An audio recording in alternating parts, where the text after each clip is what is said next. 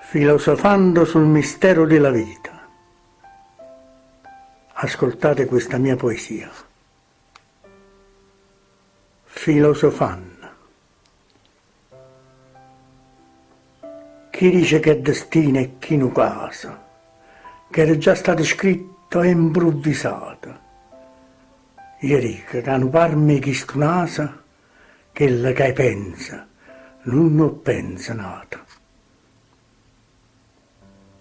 Questo vuol dire che non è mai sicuro, e che la che si pensa ma si spera.